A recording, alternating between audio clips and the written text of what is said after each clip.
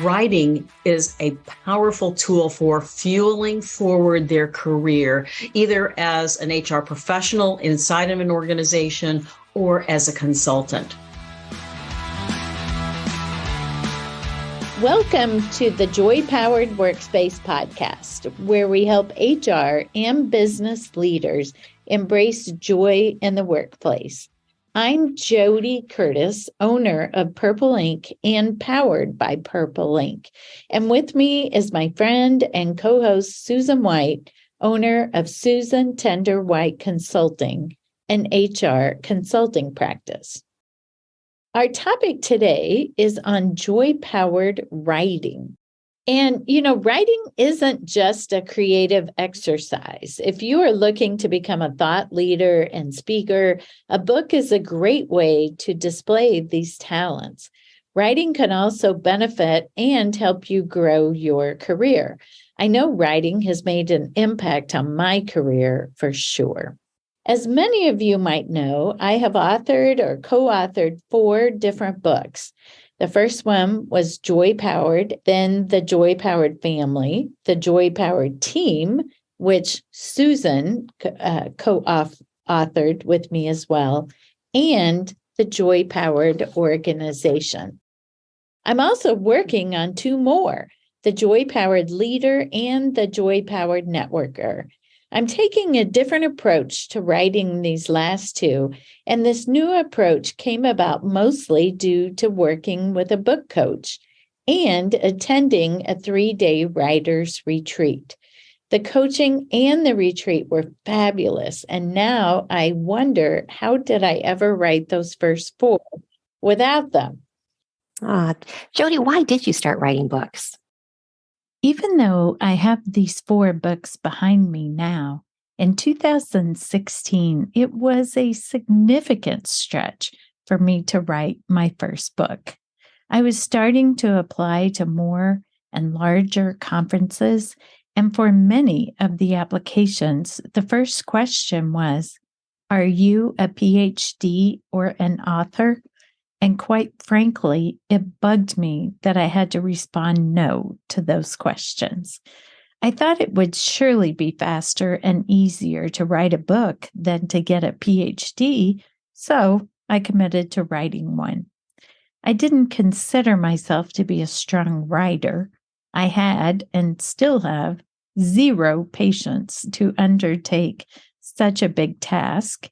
And I was very busy with my family and my business. Based on that, I wondered how I would ever achieve this goal. The biggest stumbling point for me, though, was to think of something I could write about that others would even be interested in reading.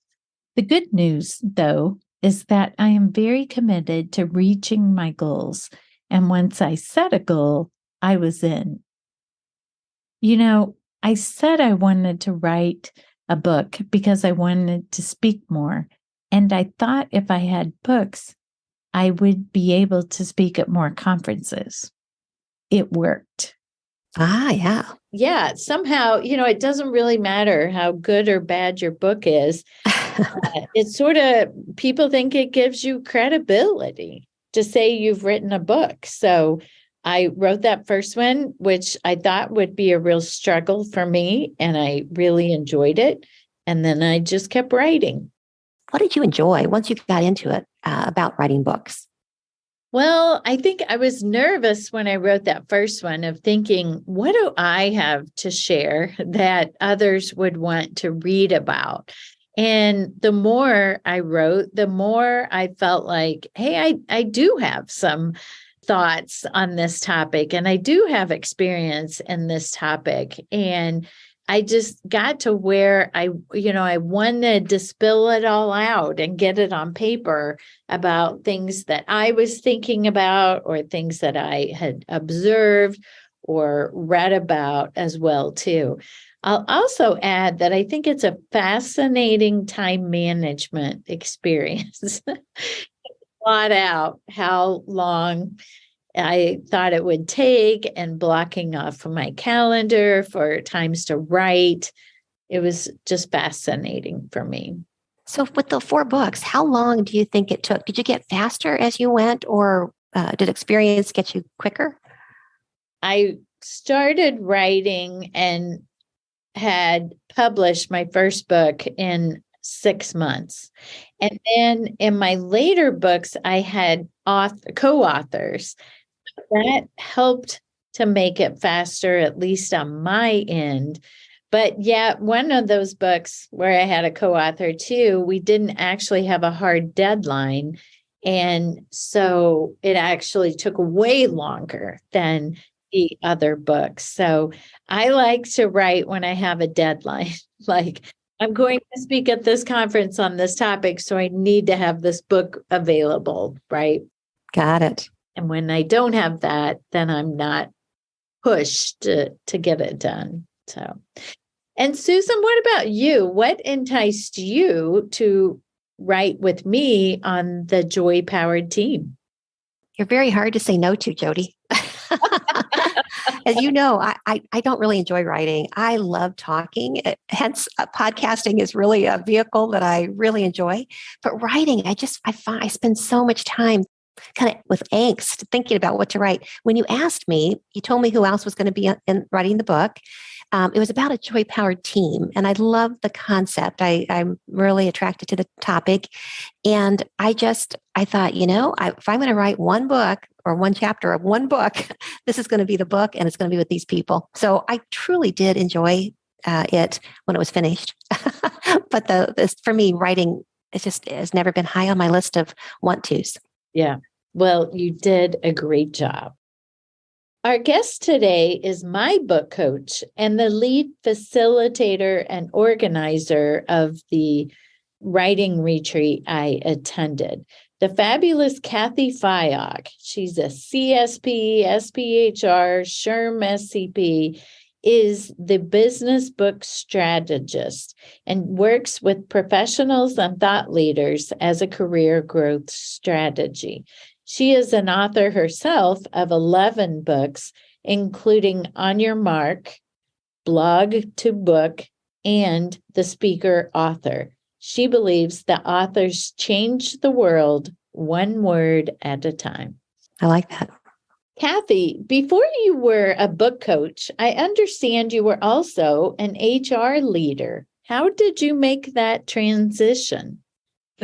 Well, it's a great story. I was working as a consultant at the time, and the president of the National Speakers Association, my local chapter, approached me and said, "Cathy, I heard a rumor that you have written one of your books in less than 6 weeks.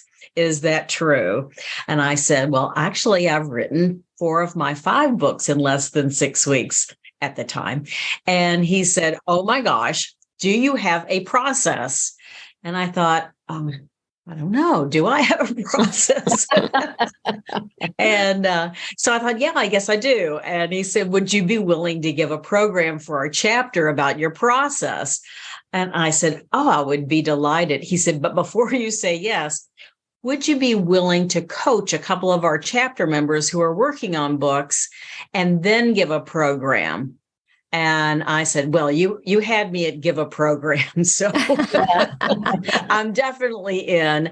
And up until that time, I had never even thought about being a book coach. But as I started working with these 2 individuals, one of the women said, "Have you ever thought about becoming a book coach?" And I said, "No. Is there such a thing? Is there a need?" There's definitely a need. Yes. So that's really how it all got started. It was kind of a bizarre twist of fate, but that's what brought me to this place. Oh, that's marvelous. So, Cathy, how has writing, do you think, served you as an HR leader and a consultant? Well, it's been probably the most powerful tool that I have found to establish myself as a thought leader, to differentiate myself from other HR professionals, other consultants, and to leverage more work, more consulting engagements, coaching engagements, speaking engagements. So it is a powerful, powerful tool. And not only have I been able to receive the benefits of all that, but my clients have now as well. And I work with a lot of HR professionals because that's my background. And so I'm finding that they are finding that writing is a powerful tool for fueling forward their career, either as an HR professional inside of an organization or as a consultant. And maybe even for those folks who are thinking about transitioning from one to the other, it's a great way to make that transition as well. I think that's great. I think almost every HR person I know always says, I got to write a book. I just have to write a book. With all the stories I've heard, I've got to write a book. And you're the person who can help them write that book. Yes, absolutely. And Cathy, you talked about how the writing has benefited some of your clients. How has it exactly, or what are some examples of ways it has benefited them? Well, I love this story. So I wrote, my very first book was published in 1990 on the aging workforce. And that was a topic that I was very, very passionate about. And I've done a lot of research. In fact, my book was the first book on the aging workforce. Fast forward 20 some odd years later, I got a call from a colleague who was looking for a generational expert to help them serve with, there's some company issues dealing with generational issues.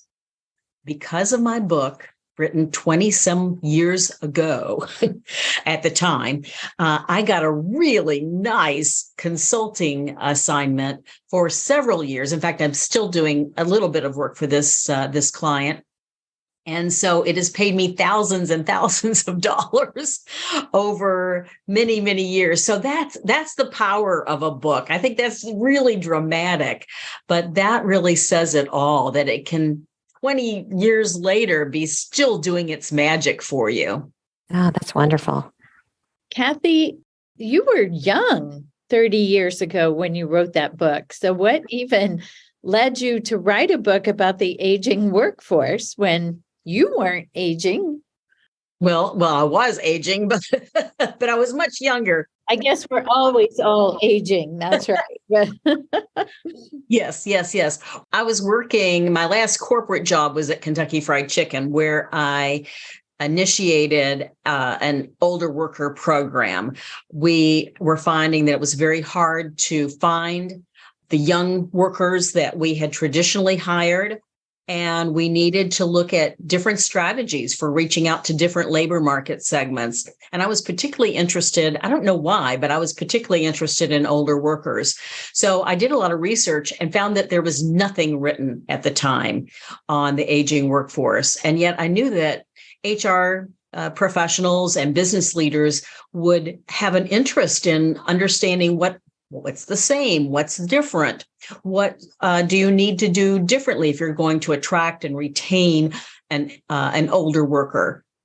So I started on my quest then and did a lot of research and worked for several different organizations as a consultant, and therefore decided I needed to write a book. If I was going to make a difference for others, I learned all of this, but the HR community, the business community needed a resource. So that's what I did. I love that.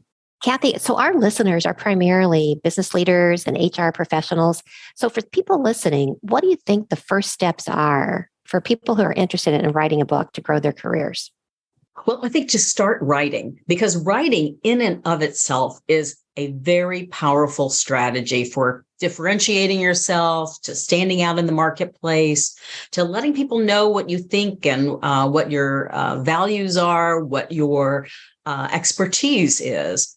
But you don't have to start with a book. That's the good news. You can start with just a little, not even an article in a publication. First step is maybe just writing something on LinkedIn. It's free. There's no risk. You just write it, post it, and there it goes. And it's a great way to socialize your thought leadership very easily. And it gives you that experience. So I think start small with posts, with a short post, with a longer post, a mini article, a blog post, and then work your way up to an article. The other thing is I've found that writing articles for publications is something that is definitely in demand. I have asked countless publications, are you ever looking for content for your publication? And almost any publication will say, oh, we are hungry for content. So finding those organizations is pretty easy. Anybody who has a newsletter, a magazine, a blog, they're all looking for content. So it's a great way of getting your thoughts out there and letting people know about who you are and what your expertise is all about. I love all of those ideas, Cathy, but I did mention earlier in the podcast that I wrote 4 books, but I'm taking a different approach for my next 2 books. And a big piece of that was that I went to one of your writing retreats in October and just was such a huge help for me. And now I look back and wonder, how did I ever go to those, or how did I ever write before without going to a writer's retreat? Tell our listeners more about what happens at a writing retreat. Well, I've done several of these now, and they are so powerful. What I've found is that no matter where you are in your writing journey, whether you're just beginning or whether you've already written a book or 2, that you can definitely benefit from the structure and from the writing time in a writing retreat. For starters, you have big blocks of time to write. And I think for many of us busy professionals, it's really hard to find time to sit down and write. So that's one of the big things. But it's not just go off and write. First, we give you some ideas, some prompts, some exercises, some focus, some direction, so that when you are writing on your own, you're not wondering, where do I begin and what do I do to start? Also with my retreats, I do a pre-session with each individual so that I'm ensuring that you have your intentions clearly stated for the retreat and that you can get whatever it is that you'd like to have done, getting that done. So that's a really important component. So it's not just the retreat, it's the pre-work, it's the retreat, and then it's the post-work that I offer as well for my attendees. Well, it was amazing. Yeah, good. And so, Cathy, how can our listeners reach out to you? And if they want to, how can they purchase any of your books? You can definitely just go to my website. I have all of my published books on my website with links to Amazon because they're all on Amazon.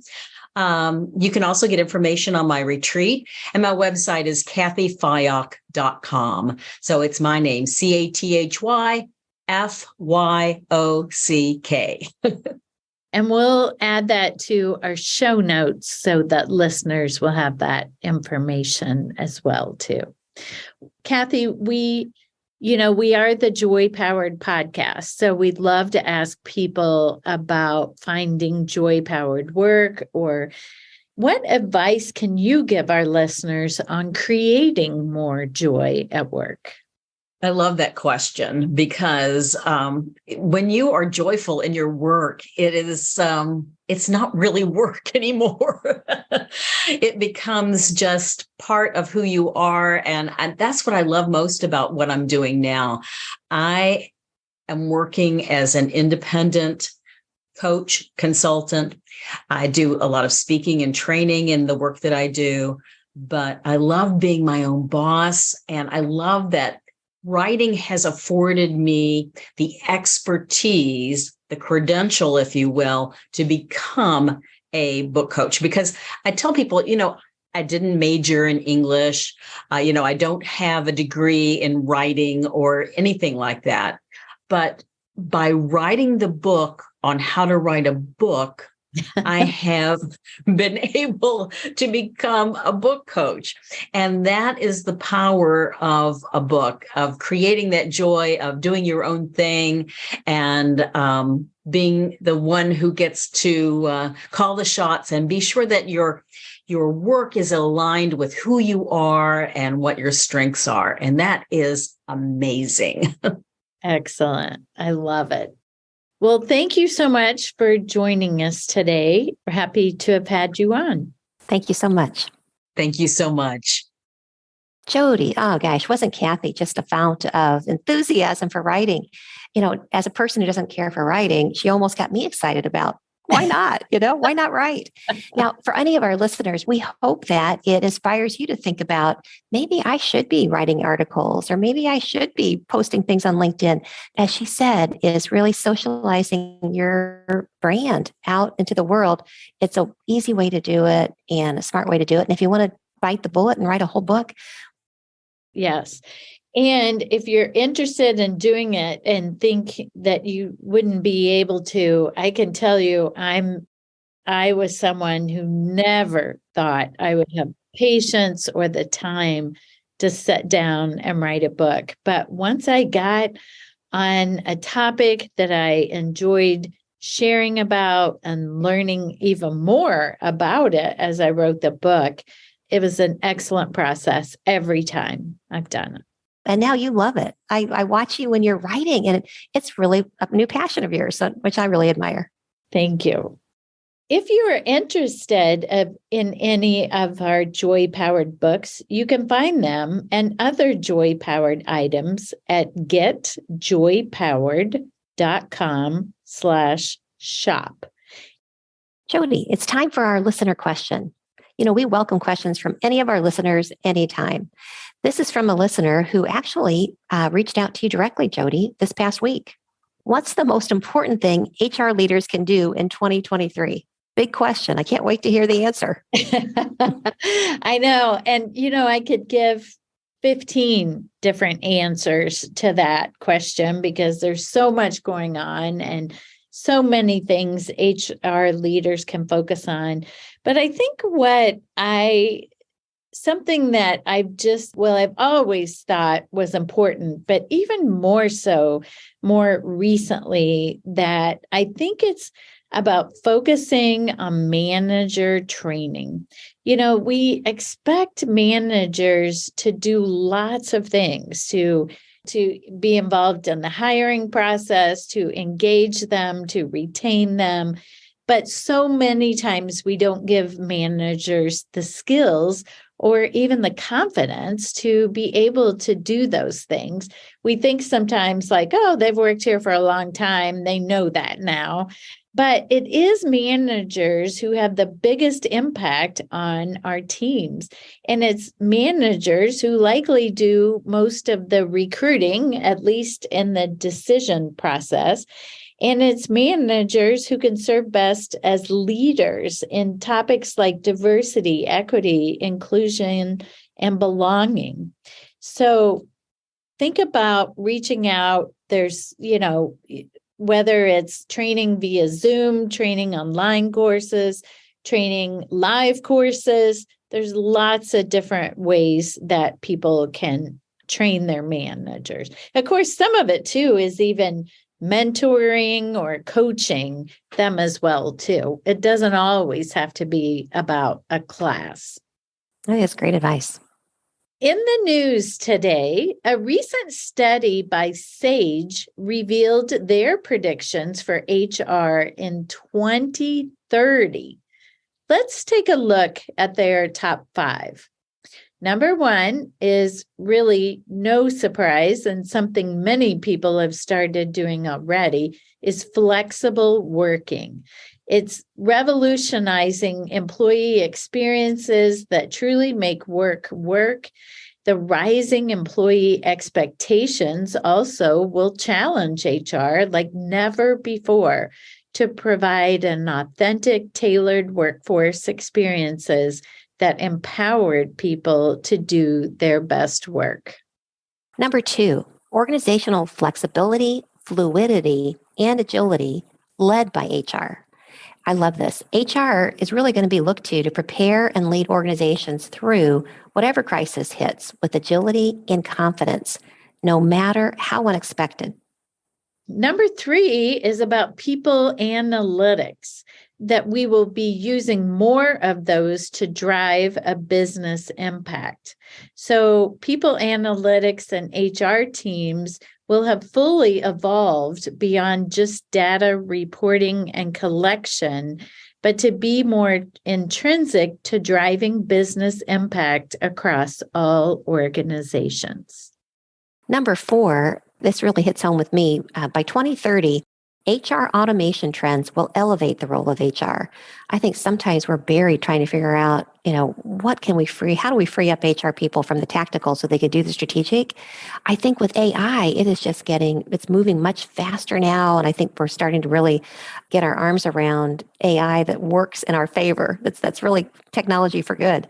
So automation, they project, is going to free up HR leaders' time to focus on the things that really do matter, as well as enable HR to take on more of that C-suite leadership role across the organization. And last, number 5, diversity, equity, and inclusion will encompass so much more by 2030. Companies still have a long way to go when it comes to diversity, equity, and inclusion, and employees already expect and deserve more than just hollow words. We may be talking about it, but are we really putting those words into action? It can't just be about the policies and words and diversity statements. It must be action items that are encouraged and reinforced. So many business leaders think it's all about hiring a more diverse looking workforce, but never work on creating inclusion and helping all employees feel a sense of belonging. That's the real issue that we need to solve in businesses, is the belonging part. Please tune in next time and make it a joy-powered day. Thank you. If you would like SHRM recertification credit for listening to this podcast, please visit getjoypowered.com/SHRM.